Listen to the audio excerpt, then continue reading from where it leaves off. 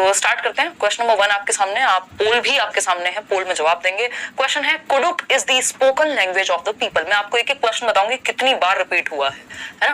कुडुक, इस पे पहले भी क्वेश्चन आ चुका है, एनसीईआरटी में हम पढ़ते भी हैं। कुडुक क्या है? लैंग्वेज है, भाषा है, कहाँ के लोगों की?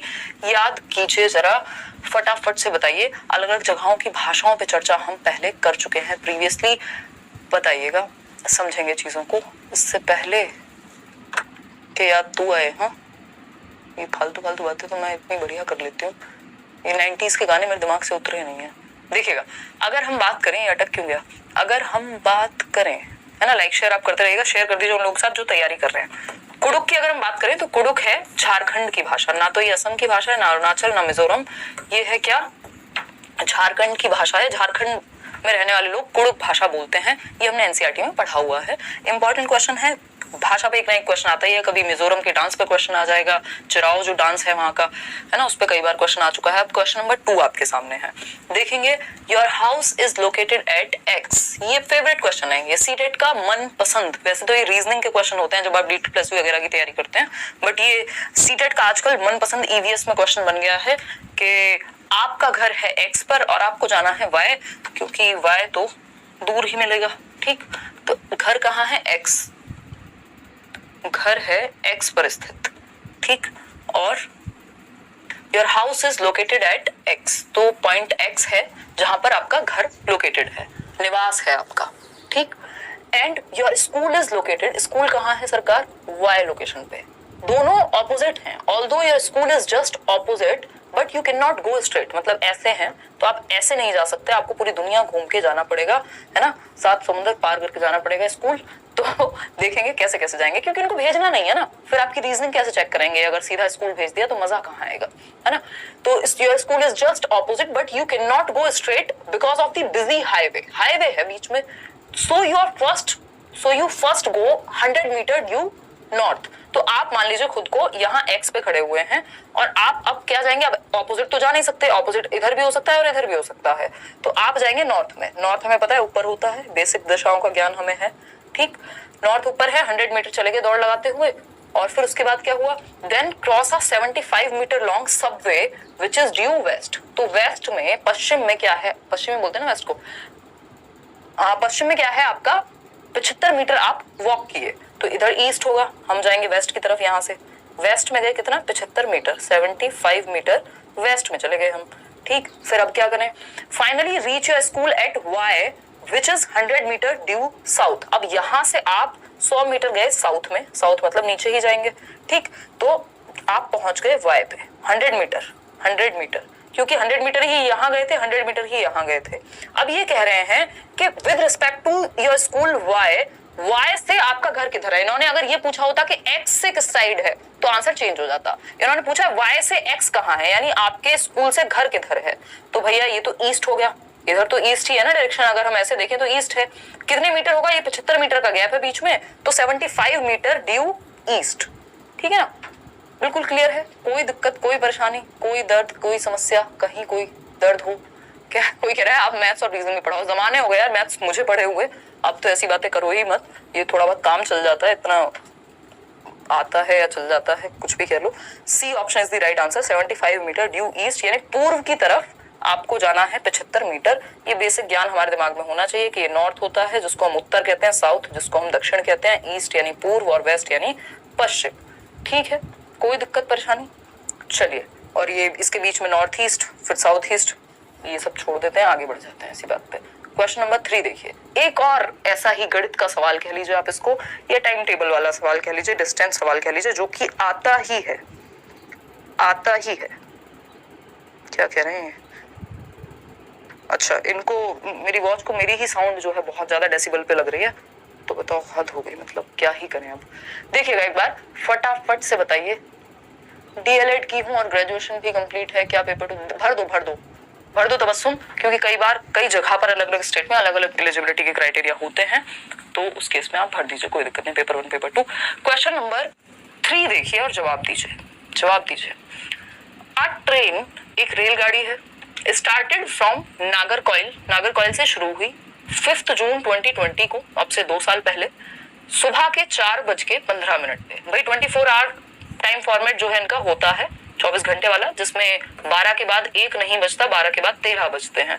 ठीक, तो ये जो बात है हमारी सुबह के 4 बजे, भाई सिंपल है ना, 24 आवर फॉर्मेट में 4:15 लिखा है, यानी सुबह के 4 होंगे। तो ये सुबह के 4 बजे गाड़ी चलती है एंड रीच्ड गांधीधाम, जो कि गुजरात में है, हमने पढ़ा हुआ है एनसीईआरटी में।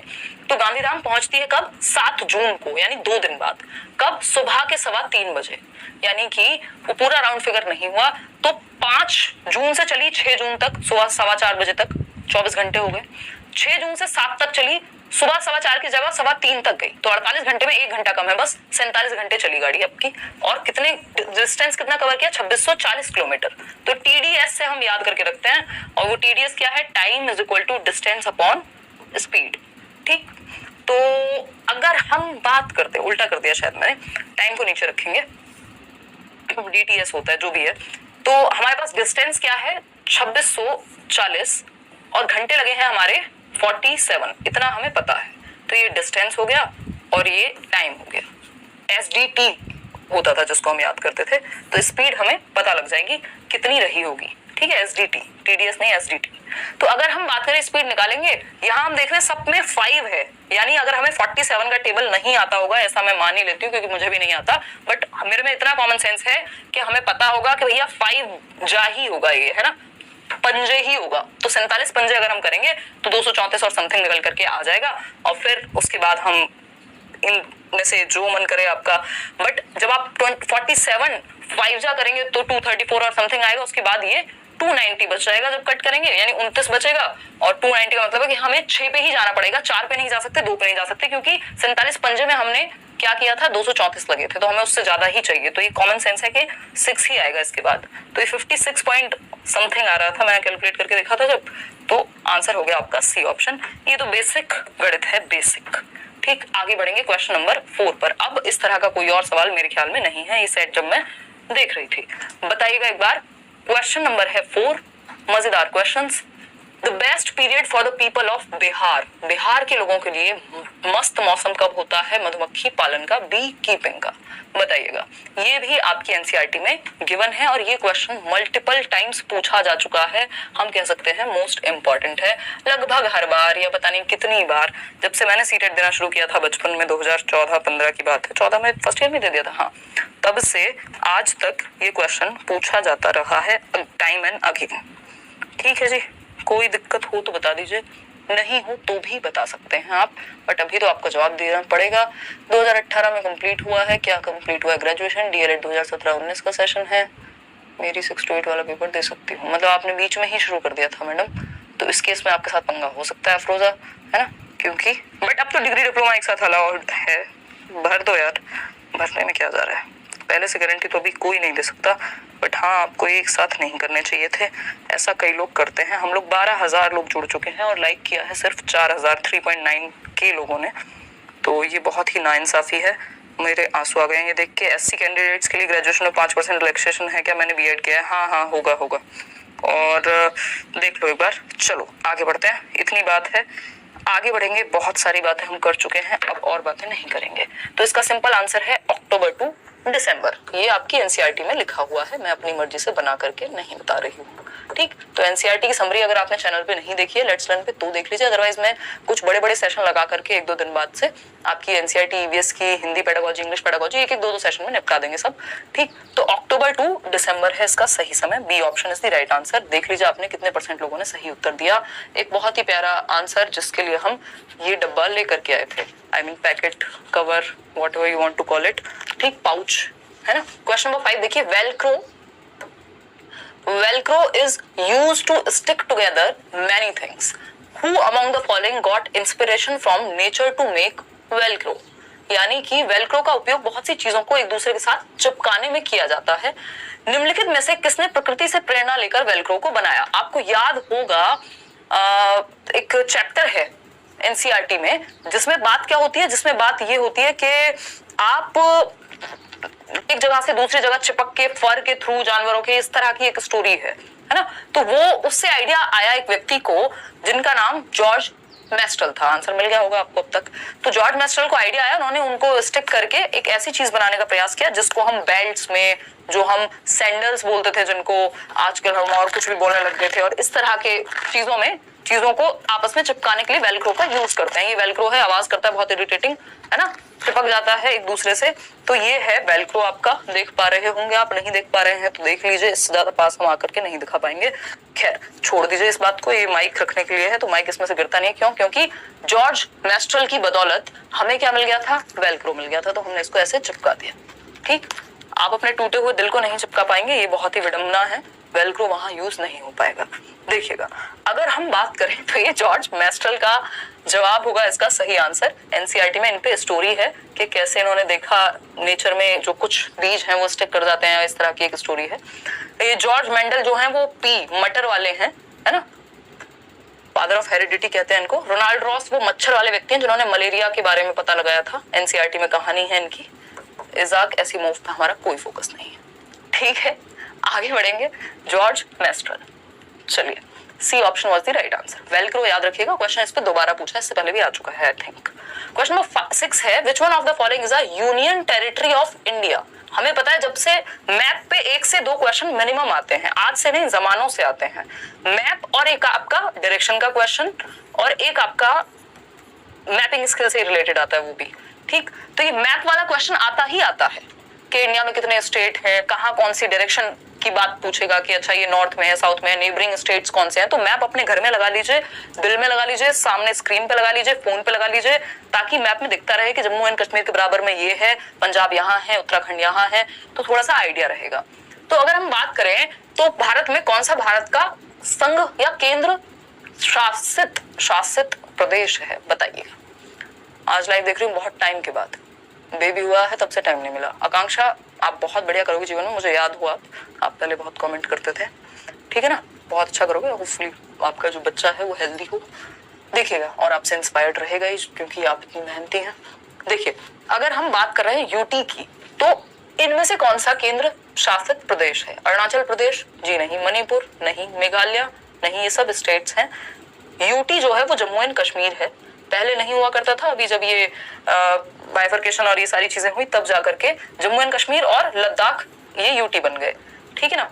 तो उस केस में ये हमें याद रखना है कि भारत में 28 प्रदेश हैं, 28 स्टेट्स एंड 8 यूनियन टेरिटरीज, ठीक, जहां पे स्टेट और सेंट्रल गवर्नमेंट दोनों ही काम करती हैं।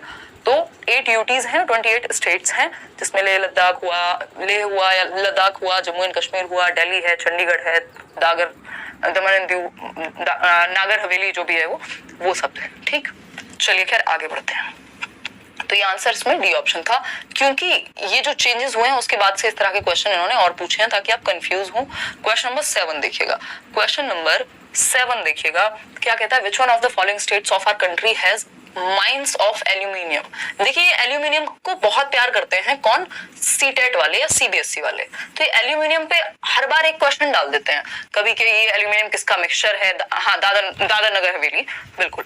तो अगर हम बात करें कि ये किसका मिक्सचर है, कौन सा किस धातु से मिलकर बना है एल्यूमिनियम, कहाँ पाया जाता है, ये out of the box question होता है, एनसीईआरटी में आपको रेयर ही मिल पाएगा, ठीक। तो इस केस में ये आपको थोड़ा अक्कड़ बक्कड़ बम्बे वो या फिर एल्यूमिनियम के बारे में सब कुछ पढ़ लीजिए, क्योंकि कई बार क्वेश्चन पूछा है, ठीक। तो एल्यूमिनियम कहाँ मिलेगा, माइंस कहाँ पे मिलेंगी? असम, बिहार, वेस्ट बंगाल जी नहीं, उड़ीसा।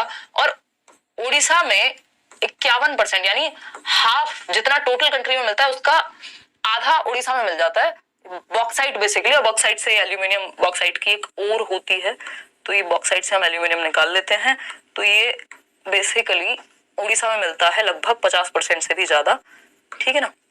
तो ये बेसिक बात हो गई, आगे बढ़ेंगे। ये फैक्चुअल क्वेश्चन है, ये याद रखने वाली चीज है, इसमें हम समझने जैसा कुछ नहीं है। क्वेश्चन नंबर 8 देखिए, ये इनका फेवरेट क्वेश्चन है ना, most favourite question, most favourite question, MF लिख लीजिए, most favourite question of CTET. Braille से इतना प्यार है इनको, ये सीडीपी से भी रिलेटेड है और यहां से भी।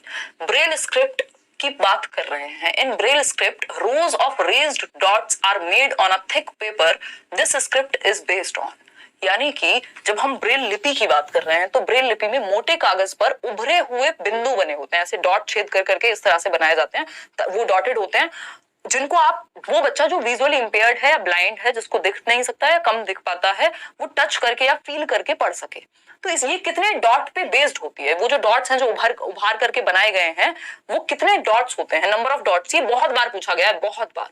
तो ये जो रोज है उनमें dots are made on a thick paper, this script is based on, कितने डॉट्स पर बेस्ड है। तो कई लोग इसका आंसर 8 कर देते हैं, बट वो गलत हो जाएगा, 6 डॉट्स बेस्ड है, ऐसी कुछ ये दिखती है ना। और इन 6 डॉट्स का ही यूज करके लेटर्स फॉर्म किए जाएंगे, मान लीजिए ए बनाना है, जो भी उस भाषा में बनाना है। और इसका जो इजाद किया, ब्रेल लिपि को जो इन्वेंट किया, वो एक व्यक्ति थे, बेसिकली 15 साल के बच्चे थे, लुई ब्रेल। अपने फादर के इंस्ट्रूमेंट्स के साथ खेलते खेलते इनकी आंखों को नुकसान पहुंच गया था, तो ये ब्लाइंड हो गए थे। और ये फ्रांस से थे, पेरिस में। इन्होंने इसको इजाद किया 1824 में, जब ये 15 साल के थे। और बाद में इन्होंने एक बुक भी लिखी इस पे बेस्ड, 5 साल बाद 1829 में। बट इतना हमें डिटेल में क्यों ही जाना है, एनसीईआरटी में इनकी कहानी पूरी दी हुई है। नोट्स मैं कब दे रही हूँ, अगले 3 दिन के अंदर अंदर नोट्स आपके सामने ऐसे प्रस्तुत होंगे, ठीक है, काम चल रहा है नोट्स पे। तो 6 डॉट्स यानी 6 डॉट्स बेस्ड है, लुई ब्रेल ने दी थी।